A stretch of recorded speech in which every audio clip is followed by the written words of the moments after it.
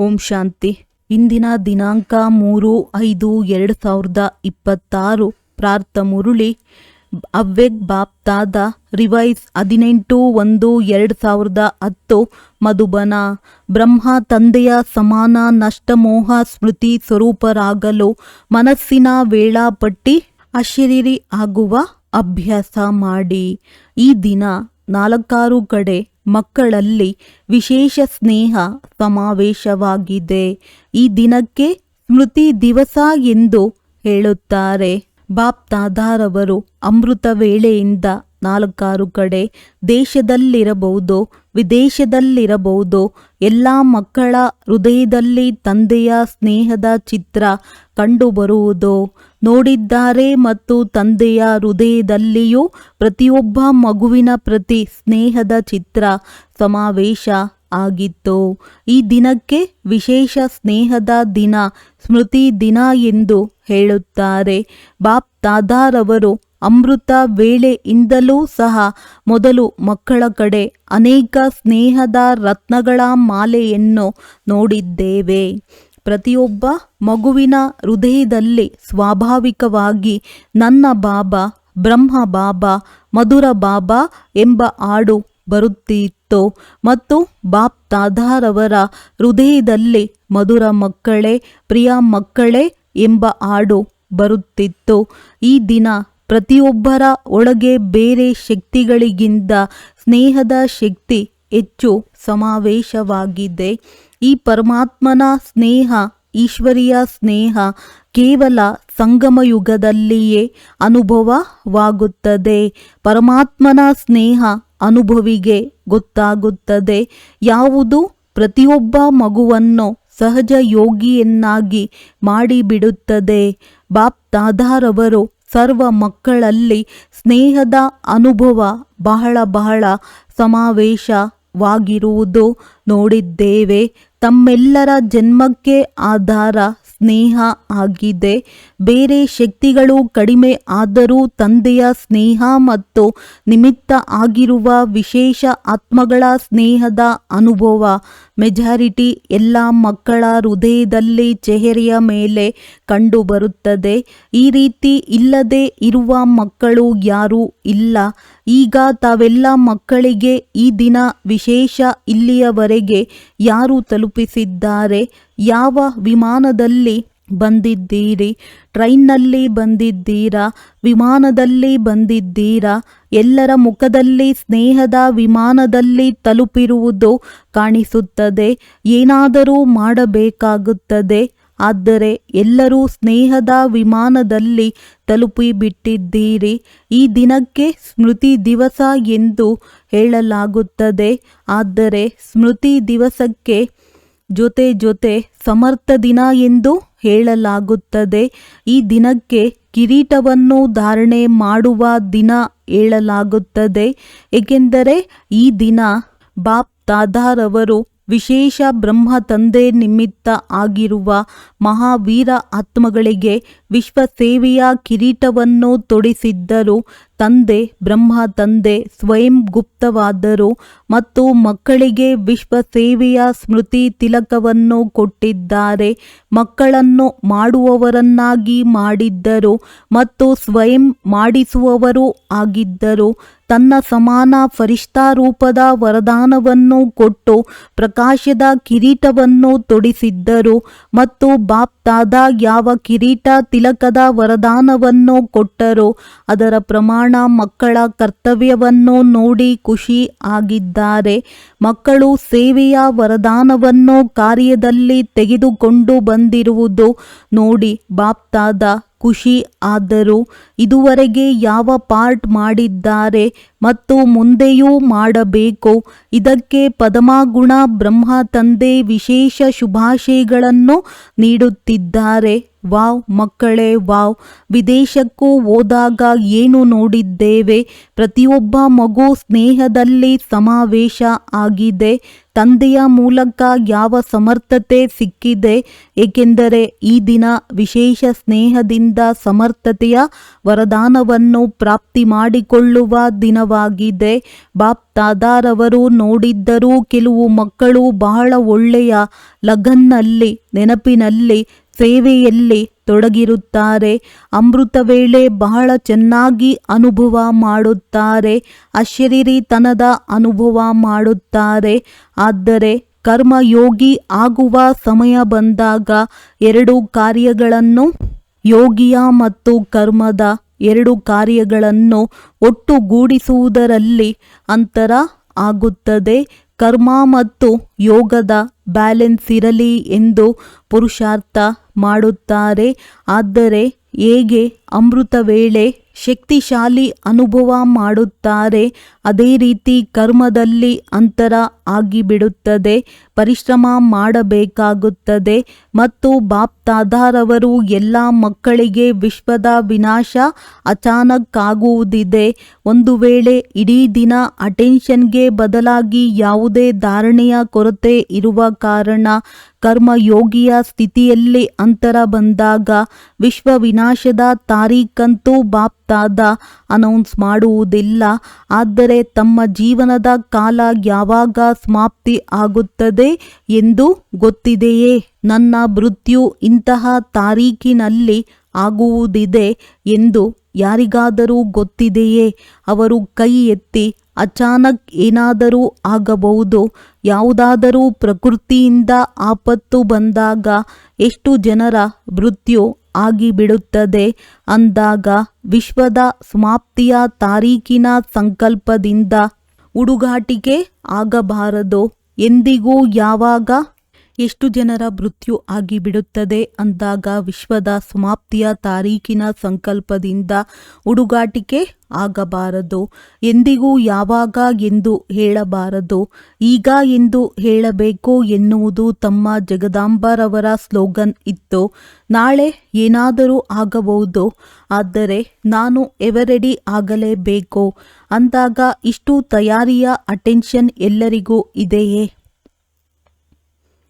ತಮ್ಮ ಕರ್ಮದ ಲೆಕ್ಕಾಚಾರವನ್ನು ಸಮಾಪ್ತಿ ಮಾಡಿದ್ದೀರಾ? 4 ಸಬ್ಜೆಕ್ಟ್ ಜ್ಞಾನ, ಯೋಗ, ಧಾರಣೆ, ಸೇವೆ, 4 ವಿಷಯದ ಮೇಲೆ ತಯಾರಿ ಮಾಡಿಕೊಂಡಿದ್ದೀರಾ? ಪೂರ್ತಿ ಬೇಹದ್ದಿನ ವೈರಾಗ್ಯದ ಅನುಭವ ಚೆಕ್ ಮಾಡಿಕೊಂಡಿದ್ದೀರಾ? ತಮ್ಮ ಹೃದಯದಲ್ಲಿ ನಾನು ಎವರೆಡಿ ಆಗಿದ್ದೇನೆಯೇ ಎಂದು ಚೆಕ್ ಮಾಡಿಕೊಂಡಿದ್ದೀರಾ? ನಷ್ಟಮೋಹ ಸ್ಮೃತಿ ಸ್ವರೂಪ. ಏಕೆಂದರೆ ಬ್ರಹ್ಮ ತಂದೆಯೂ ಸಹ ಸ್ವಯಂ ಪುರುಷಾರ್ಥ ಮಾಡಿ ಈ ರೀತಿ ಮಾಡಿಕೊಂಡರು. ಯಾವುದನ್ನು ಅನುಭವಿ ಮಕ್ಕಳು ನೋಡಿದ್ದರು. ಯಾವುದೇ ಕಡೆ ಈ ವಾತಾವರಣ ಇರಲಿಲ್ಲ. ಯಾವುದೇ ಲೆಕ್ಕಾಚಾರದ ಅಚಾನಕ್ ಅಶರೀರಿ ಆಗುವ ಅಭ್ಯಾಸದಿಂದ ಅಶರೀರಿ ಆಗಿ ಆರಿಕೊಂಡು ಹೋದರು. ಬ್ರಹ್ಮ ತಂದೆ ಹೋಗುವವರು ಎಂದು ಕೆಲವರು ತಿಳಿದುಕೊಂಡರೆ, ಆದರೆ ನಷ್ಟಮೋಹಿ ಆಗಿ ಮಕ್ಕಳ ಕೈಯಲ್ಲಿ ಕೈ ಇರುತ್ತಾ ಎಲ್ಲಾದರೂ ಆಕರ್ಷಣೆ ಇತ್ತೇನು? ಫರಿಷ್ಠಾ ಆಗಿಬಿಟ್ಟರು. ಮಕ್ಕಳಿಗೆ ಫರಿಷ್ಠಾ ಆಗುವ ತಿಲಕವನ್ನು ಕೊಟ್ಟು ಬಿಟ್ಟರು. ಆ ಕಾರಣ ಬಹಳ ಸಮಯ ಅಶರೀರಿತನದ ಅಭ್ಯಾಸ ಇತ್ತು. ಕೆಲವು ಅನುಭವಿ ಮಕ್ಕಳು ಯಾರು ಜೊತೆಯಲ್ಲಿ ಇದ್ದರು ಅವರು ಕರ್ಮ ಮಾಡುತ್ತಾ ಮಾಡುತ್ತಾ ಅಶರೀರಿ ಆಗಿರುವುದನ್ನು ಅನುಭವ ಮಾಡಿದ್ದರು. ಅಂದಾಗ ಕರ್ಮಯೋಗಿ ಆಗುವುದರಲ್ಲಿ ಯಾವ ಅಂತರವಿದೆ? ಇದಕ್ಕೆ ಕಾರಣ ಕರ್ಮ ಮಾಡುತ್ತಾ ನಾನು ಆತ್ಮನಾಗಿದ್ದೇನೆ ಎಂಬ ಸ್ಮೃತಿ ಇಮರ್ಜ್ ಆಗುವುದಿಲ್ಲ. ಇದಂತೂ ಎಲ್ಲರಿಗೆ ಗೊತ್ತಿದೆ. ಆದರೆ ನಾನು ಆತ್ಮ ಎಂತಹ ಆತ್ಮನಾಗಿದ್ದೇನೆ, ನಾನು ಮಾಡಿಸುವಂತಹ ಆತ್ಮನಾಗಿದ್ದೇನೆ ಮತ್ತು ಈ ಕರ್ಮೇಂದ್ರಿಯಗಳು ಮಾಡಿಸುವಂಥದ್ದು. ಈ ಮಾಡಿಸುವಂತಹ ಸ್ವಮಾನ ಕರ್ಮ ಮಾಡುತ್ತಾ ಸ್ಮೃತಿ ಸ್ವರೂಪದಲ್ಲಿ ಇರಲಿ. ಬಲೆ ಕರ್ಮೇಂದ್ರಿಯಗಳ ಮೂಲಕ ಕರ್ಮ ಮಾಡಿಸಬಹುದು.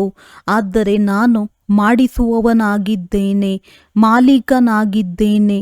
ಈ ಸೀಟಿನಲ್ಲಿ ಸೆಟ್ ಆಗಿಬಿಟ್ಟರೆ ಯಾವುದೇ ಕರ್ಮೇಂದ್ರಿಯ ಆರ್ಡರ್ನಲ್ಲಿ ಇರುತ್ತದೆ. ಸೀಟ್ ವಿನಃ ಯಾರು ಯಾರ ಆದೇಶವನ್ನು ಕೇಳುವುದಿಲ್ಲ. ಅಂದ ಮೇಲೆ ಮಾಡಿಸುವ ಆತ್ಮನಾಗಿದ್ದೇನೆ. ಈ ಕರ್ಮೇಂದ್ರಿಯಗಳು ಮಾಡುವಂಥದ್ದಾಗಿದೆ, ಮಾಡಿಸುವವರಲ್ಲ. ಬ್ರಹ್ಮ ತಂದೆ ಪ್ರಾರಂಭದಲ್ಲಿ ಪ್ರತಿದಿನ ಸಮಾಪ್ತಿ ಸಮಯ ಈ ಕರ್ಮೇಂದ್ರಿಯಗಳ ರಾಜ ದರ್ಬಾರ್ ಮಾಡುತ್ತಿರುವುದನ್ನು ಬ್ರಹ್ಮ ತಂದೆಯ ಅನುಭವ ಕೇಳಿದ್ದೀರಿ. ಹಳೆಯ ಮಕ್ಕಳು ಈ ಡೈರಿ ನೋಡಿರಬಹುದು. ಪ್ರತಿದಿನ ದರ್ಬಾರ್ ಮಾಡುತ್ತಿದ್ದರು ಮತ್ತು ಮಾಡಿಸುವ ಮಾಲೀಕನಾಗಿ ಪ್ರತಿಯೊಂದು ಕರ್ಮೇಂದ್ರಿಯದ ಸಮಾಚಾರವನ್ನು ತೆಗೆದುಕೊಳ್ಳುತ್ತಿದ್ದರು ಮತ್ತು ಕೊಡುತ್ತಿದ್ದರು. ಇಷ್ಟು ಅಟೆನ್ಷನ್ ಪ್ರಾರಂಭದಲ್ಲಿಯೇ ಬ್ರಹ್ಮ ತಂದೆ ಮಾಡಿದರು. ಅಂದಾಗ ತಾವೂ ಸಹ ಮಾಡಿಸುವ ಮಾಲೀಕ ಎಂದು ತಿಳಿಯಬೇಕು, ಏಕೆಂದರೆ ಆತ್ಮರಾಜ ಆಗಿದೆ. ಈ ಕರ್ಮೇಂದ್ರಿಯಗಳು ಜೊತೆಗಾರರಾಗಿದ್ದಾವೆ. ಚೆಕ್ ಮಾಡಿಕೊಳ್ಳಬೇಕು.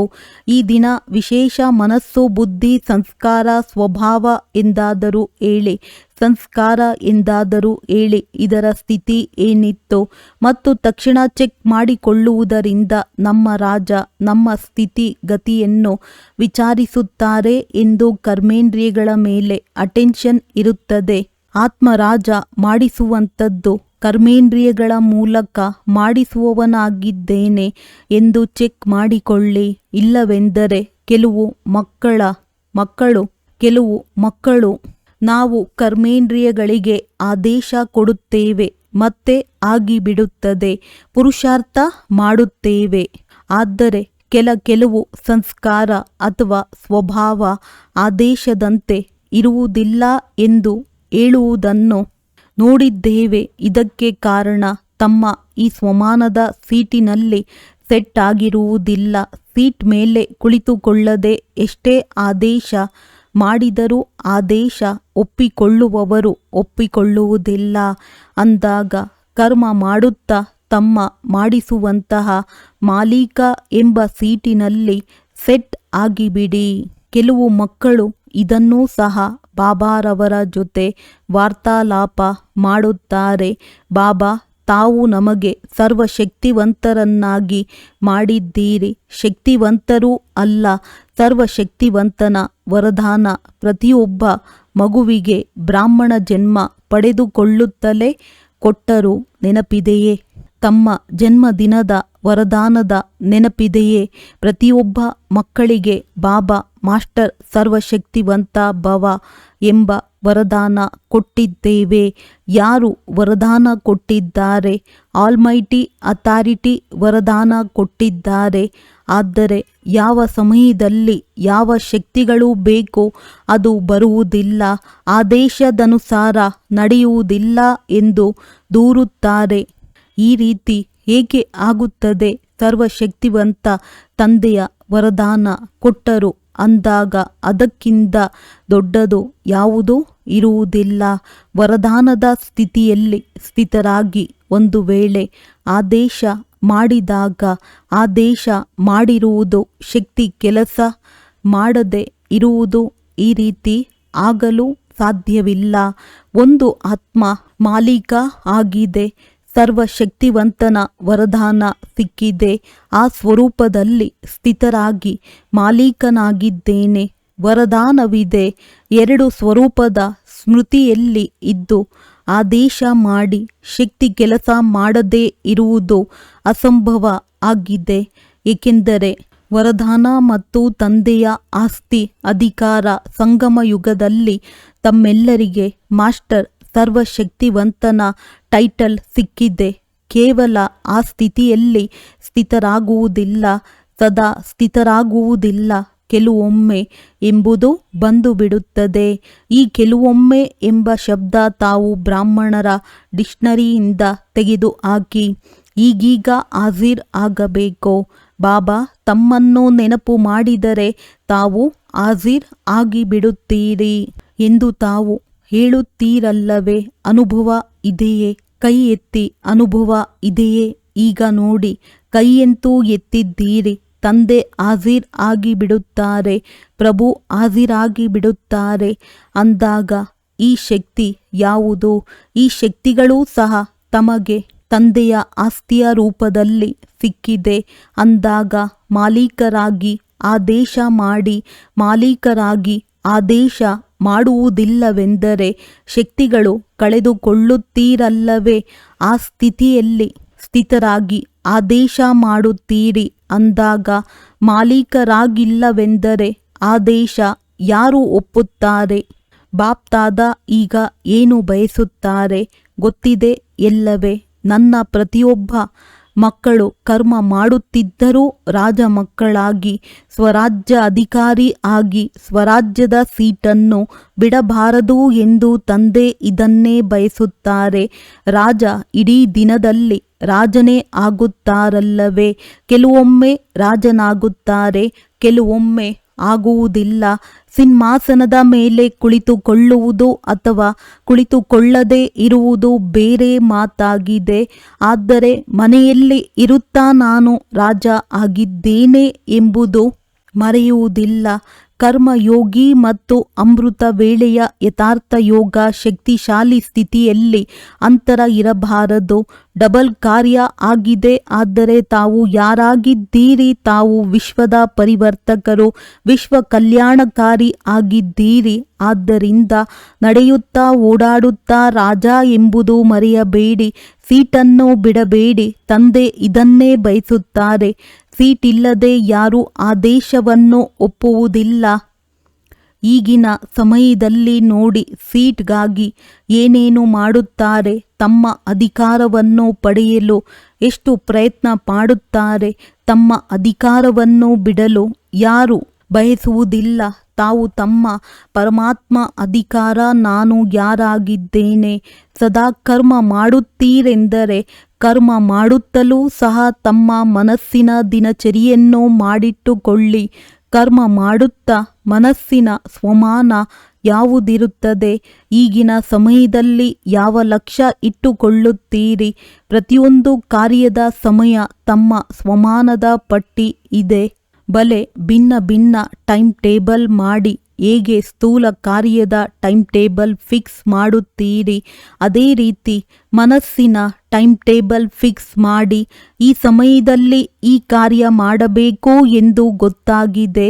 ಅದರ ಜೊತೆ ಯಾವ ಸ್ವಮಾನ ಇಟ್ಟುಕೊಳ್ಳಬೇಕು?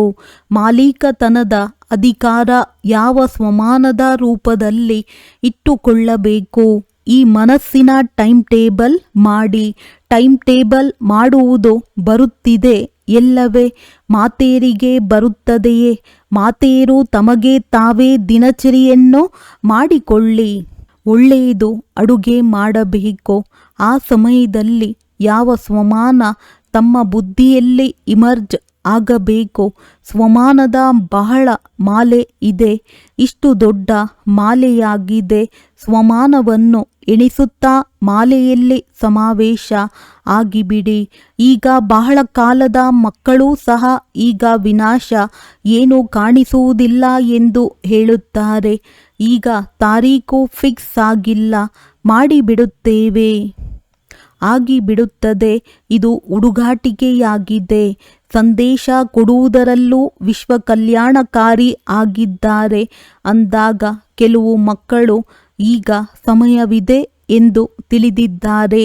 ಮುಂದೆ ಹೋದಂತೆ ಸಂದೇಶ ಕೊಟ್ಟು ಬಿಡುತ್ತೇವೆ ಎಂದು ತಿಳಿದಿದ್ದಾರೆ. ಆದರೆ ಈ ರೀತಿ ಆಗುವುದಿಲ್ಲ. ಯಾರಿಗೆ ಕೊನೆಗೆ ಸಂದೇಶ ಕೊಡುತ್ತೀರಿ ಅವರು ನಿಮಗೆ ದೂರು ಕೊಡುತ್ತಾರೆ. ಯಾವ ದೂರು ಕೊಡುತ್ತಾರೆ? ತಾವು ಮೊದಲು ಏಕೆ ಹೇಳಿಲ್ಲ? ನಾವು ಮಾಡಿಬಿಡುತ್ತಿದ್ದೆವು, ತಾವು ಕೊನೆಗೆ ತಿಳಿಸಿದ್ದೀರಿ ಎಂದು ದೂರುತ್ತಾರೆ.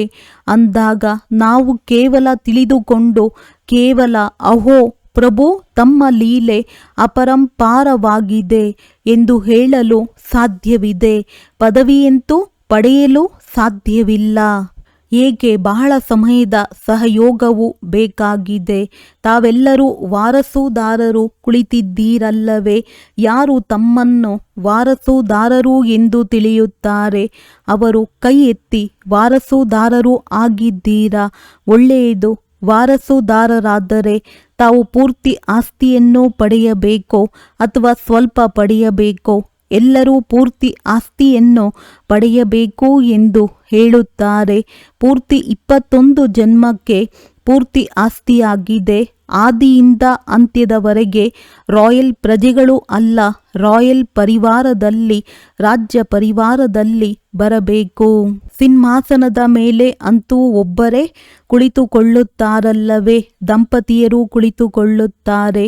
ಆದರೆ ಅಲ್ಲಿನ ಸಭೆ ಯಾವಾಗ ಆಗುತ್ತದೋ ರಾಯಲ್ ಪರಿವಾರದ ವಿಶೇಷ ನಿಮಿತ್ತ ಆತ್ಮರು ಅಲ್ಲಿ ಕಿರೀಟದಾರರಾಗಿ ಕುಳಿತುಕೊಳ್ಳುತ್ತಾರೆ. ಕಿರೀಟವಿಲ್ಲದೆ ಕುಳಿತುಕೊಳ್ಳುವುದಿಲ್ಲ ಮತ್ತು ಪ್ರತಿಯೊಂದು ಕಾರ್ಯದಲ್ಲಿ ಸಲಹೆ ಕೊಡುವವರು, ಆದರೆ ಕೇವಲ ರಾಜ್ಯ ಮಾಡುವವರೆಂದಲ್ಲ, ಜೊತೆಯಲ್ಲಿ ಸಲಹೆಯಿಂದ ರಾಜ್ಯ ಮಾಡುತ್ತಾರೆ. ಆದ್ದರಿಂದ ಒಂದು ವೇಳೆ ಸಂಪೂರ್ಣ ಆಸ್ತಿಯನ್ನು ಪಡೆಯಬೇಕೆಂದರೆ ಮೊದಲು ಜನ್ಮದಿಂದ ಅಂತ್ಯದವರೆಗೆ ಪೂರ್ತಿ 21 ಜನ್ಮಗಳು, ಅರ್ಧವೂ ಅಲ್ಲ, ಮಧ್ಯದಲ್ಲಿ ಹೋಗಬಾರದು. ಅಕಾಲ ಮೃತ್ಯುವಂತೂ ಆಗುವುದಿಲ್ಲ. ಪೂರ್ತಿ ಆಸ್ತಿಯನ್ನು ಪಡೆಯಬೇಕೋ ಅಥವಾ ಸ್ವಲ್ಪದರಲ್ಲಿ ಖುಷಿ ಆಗಬೇಕೋ. ತಮ್ಮ ಮಾತೇಶ್ವರಿ ಜಗದಂಬಾ ಸದಾ ಬಾಪ್ ದಾದಾರವರು ಯಾವ ಶ್ರೀಮತ ಕೊಟ್ಟರೂ ಮನಸ್ಸಿನ ವಾಚ ಕರ್ಮಣ ಇರಬಹುದು. ಯಾವುದೆಲ್ಲ ಶ್ರೀಮತ ಕೊಟ್ಟರೂ ಅದು ನಾವು ಮಾಡಲೇಬೇಕು ಎಂದು ಲಕ್ಷ್ಯ ಇಟ್ಟುಕೊಳ್ಳುತ್ತಿದ್ದರು. ಈ ರೀತಿ ಪೂರ್ಣ ಆಸ್ತಿ ಪಡೆಯುವವರು ಅಚಾನಕ್, ಎವರ್ ರೆಡಿ ಮತ್ತು ಬಹಳ ಸಮಯ ಎಂಬ ಲಕ್ಷ್ಯವನ್ನು ಬುದ್ಧಿಯಲ್ಲಿ ಇಟ್ಟುಕೊಳ್ಳಿ. 3 ಶಬ್ದಗಳು ಒಟ್ಟಿಗೆ ನೆನಪಿಟ್ಟುಕೊಳ್ಳಿ. ಆದ್ದರಿಂದ ಬಾಪ್ ದಾದಾರವರ ಎಲ್ಲ ಆಸೆಯ ದೀಪಗಳಾದ ಮಕ್ಕಳ ಪ್ರತಿ ಸದಾ ಈ 3 ಶಬ್ದಗಳನ್ನು ನೆನಪಿಟ್ಟುಕೊಂಡು ಎಲ್ಲರೂ ಆಶಾದೀಪಕರಾಗುವ ಪ್ರತ್ಯಕ್ಷ ಪ್ರಮಾಣವನ್ನು ತೋರಿಸಬೇಕು ಎಂಬ ವರದಾನವಿದೆ. ವಿದೇಶದವರೂ ಸಹ ಮನ್ಸಾ ಸೇವೆಯಿಂದ ಸಹಯೋಗಿಯಲ್ಲವೇ. ಎಲ್ಲ ಧರ್ಮದಲ್ಲಿ ವೃದ್ಧಿ ಆಗುತ್ತಿರುವುದನ್ನು ಬಾಪ್ ದಾದಾರವರು ನೋಡಿದರು. ಒಂದು ಧರ್ಮವಲ್ಲ, ಕೇವಲ ಹಿಂದೂ ಧರ್ಮವಲ್ಲ, ಆದರೆ ಮುಸಲ್ಮಾನ್, ಬೌದ್ಧ, ಎಲ್ಲ ಧರ್ಮಗಳು, ಕ್ರಿಶ್ಚಿಯನ್ನರು ಎಲ್ಲರೂ ನಿಧಾನಕ್ಕೆ ಆಧ್ಯಾತ್ಮಿಕತೆಯಲ್ಲಿ ಆಸಕ್ತಿ ತೋರಿಸುತ್ತಿದ್ದಾರೆ. ಮೊದಲು ನೋಡಿ, ಬ್ರಹ್ಮ ಕುಮಾರಿಯರ ಹೆಸರನ್ನು ಕೇಳಿ ಭಯ ಪಡುತ್ತಿದ್ದರು. ವಿನಾಶ ವಿನಾಶ ಎಂದು ಏನು ಹೇಳುತ್ತೀರಿ? ಈಗ ಮತ್ತೆ ಏನು ಹೇಳುತ್ತಾರೆ? ಈಗ ವಿನಾಶ ಯಾವಾಗ ಆಗುತ್ತದೆ ಎಂದು ಕೇಳುತ್ತಾರೆ. ವಿನಾಶ ಹೇಗಾಗುತ್ತದೆ ಮತ್ತು ಏನು ಮಾಡಬೇಕು? ವಿನಾಶವಂತೂ ಆಗಲೇಬೇಕು. ಇದಂತೂ ಗ್ಯಾರಂಟಿ ಆಗಿದೆ. ತಮ್ಮೆಲ್ಲರಿಗೆ ಗ್ಯಾರಂಟಿ ಇದೆಯಲ್ಲವೇ? ವಿದೇಶದವರು ಇರಬಹುದು, ಭಾರತದವರು ಇರಬಹುದು, ಗ್ಯಾರಂಟಿ ಇದೆಯಲ್ಲವೇ? ತಮಗೆ ಸಹಯೋಗ ಇದ್ದೇ ಇದೆ, ಆಗಲೇಬೇಕು. ಚಪ್ಪಾಳೆ ತಟ್ಟಿ. ಎಲ್ಲರಿಗೆ ಉಮಂಗ ಚೆನ್ನಾಗಿದೆ ಮತ್ತು ನಿಮಿತ್ತ ಆಗಿರುವ ಆತ್ಮಗಳು, ಪಾಂಡವರು ಇರಬಹುದು, ಶಕ್ತಿಗಳು ಇರಬಹುದು. ಇಬ್ಬರಲ್ಲಿ ಉಮಂಗ ಉತ್ಸಾಹವಿದೆ. ಕೇವಲ ಈಗ ಬಾಪ್ ದಾದಾರವರು ಪುರುಷಾರ್ಥವನ್ನು ತೀವ್ರ ಮಾಡಿ ಎಂದು ಯಾವ ಸೂಚನೆ ಕೊಟ್ಟರೂ ಪುರುಷಾರ್ಥ ಅಲ್ಲ, ಪುರುಷಾರ್ಥದ ಸಮಯ ಹೋಯಿತು. ಈಗ ತೀವ್ರ ಪುರುಷಾರ್ಥದ ಸಮಯವಾಗಿದೆ ಮತ್ತು ಎಂದೋ ಮಾಡೋಣ ಎನ್ನುವುದರಲ್ಲಿ ಇರಬೇಡಿ. ಈಗ ಮಾಡಬೇಕು, ಈಗ ಆಗಬೇಕು, ಆಗಲೇಬೇಕು. ಒಳ್ಳೆಯದು. ಎಲ್ಲ ಕಡೆಯ ತೀವ್ರ ಪುರುಷಾರ್ಥಿ ಸದಾ ಉಮಂಗ ಉತ್ಸಾಹದಿಂದ ಹೆಜ್ಜೆ ಮುಂದಿಡುವಂಥವರು ಯಾರು ಸತ್ಯ ಹೃದಯದಿಂದ ಮಾಡುತ್ತಾರೆ ಅವರ ಮಸ್ತಕದಲ್ಲಿ ವಿಜಯದ ತಿಲಕ ಬಾಪ್ ದಾದಾರವರು ನೋಡುತ್ತಿದ್ದಾರೆ. ಬಾಪ್ ದಾದಾರವರ ಹೃದಯದಲ್ಲಿ ಪ್ರತಿಯೊಬ್ಬ ಮಗು ಸಮಾವೇಶವಾಗಿದ್ದಾರೆ ಮತ್ತು ಪ್ರತಿಯೊಬ್ಬ ಮಗುವಿನಲ್ಲಿ ತಂದೆ ಸಮಾವೇಶ ಆಗಿದ್ದಾರೆ. ತಂದೆಯ ಹೃದಯದಲ್ಲಿ ಮಗು ಸಮಾವೇಶವಾಗಿದೆ. ಶುಭಾಶಯಗಳು, ಶುಭಾಶಯಗಳು ಮತ್ತು ಶುಭಾಶಯಗಳ ಜೊತೆ ನಮಸ್ತೆ. ವರದಾನ: ಶಕ್ತಿಶಾಲಿ ಸ್ಥಿತಿಯ ಮೂಲಕ ರಚನೆಯ ಸರ್ವ ಆಕರ್ಷಣೆಗಳಿಂದ ದೂರವಿರುವಂತಹ ಮಾಸ್ಟರ್ ರಚಯಿತ ಭವ. ಯಾವಾಗ ಮಾಸ್ಟರ್ ರಚಯಿತ, ಮಾಸ್ಟರ್ ಜ್ಞಾನಪೂರ್ಣನ ಶಕ್ತಿಶಾಲಿ ಸ್ಥಿತಿ ಅಥವಾ ನಶೆಯಲ್ಲಿ ಸ್ಥಿತರಾಗಿರುತ್ತೀರಿ, ಆಗಲೇ ರಚನೆಯ ಸರ್ವ ಆಕರ್ಷಣೆಗಳಿಂದ ದೂರವಿರಲು ಸಾಧ್ಯ. ಏಕೆಂದರೆ ಈಗ ರಚನೆಯು ಇನ್ನಷ್ಟು ಭಿನ್ನ ಭಿನ್ನ ರಂಗು ರಂಗಿನ ರೂಪವನ್ನು ರಚಿಸುವುದು. ಆದ್ದರಿಂದ ಈಗ ಬಾಲ್ಯತನವನ್ನು ಮರೆಯಿರಿ. ಹುಡುಗಾಟಿಕೆಯ ತಪ್ಪುಗಳು, ಆಲಸ್ಯದ ತಪ್ಪುಗಳು, ನಿರ್ಲಕ್ಷ್ಯ ಮಾಡುವ ತಪ್ಪುಗಳೇನಿವೆಯೋ ಅದನ್ನು ಮರೆತು ತಮ್ಮ ಶಕ್ತಿಶಾಲಿ ಶಕ್ತಿ ಸ್ವರೂಪ, ಶಸ್ತ್ರಧಾರಿ ಸ್ವರೂಪ, ಸದಾ ಜಾಗೃತ ಜ್ಯೋತಿ ಸ್ವರೂಪವನ್ನು ಪ್ರತ್ಯಕ್ಷಗೊಳಿಸಿದಾಗ ಹೇಳಲಾಗುವುದು, ಮಾಸ್ಟರ್ ರಚಯಿತ. ಸ್ಲೋಗನ್: ಮನಸ್ಸಿನ ಸ್ಥಿತಿಯಲ್ಲಿ ಇಷ್ಟು ಹಾರ್ಡ್ ಆಗಿರಿ, ಅದರಿಂದ ಯಾವುದೇ ಪರಿಸ್ಥಿತಿಗಳು ಅವರನ್ನು ಕರಗುವಂತೆ ಮಾಡಬಾರದು. ಅವ್ಯಕ್ತ ಸೂಚನೆಗಳು: ಸದಾ ಅಚಲ ಅಡೋಲ ಏಕರಸ ಸ್ಥಿತಿಯ ಅನುಭವ ಮಾಡಿ. ಸಮಯ ಪ್ರಮಾಣ: ಈಗ ಸದಾ ಅಚಲ ಅಡೋಲ ಸರ್ವ ಖಜಾನೆಗಳಿಂದ ಸಂಪನ್ನರಾಗಿ ಸ್ವಲ್ಪವೂ ಸಹ ಏರುಪೇರು ಆಗುತ್ತೀರಿ ಎಂದರೆ ಸರ್ವ ಖಜಾನೆಗಳ ಅನುಭವ ಆಗುವುದಿಲ್ಲ.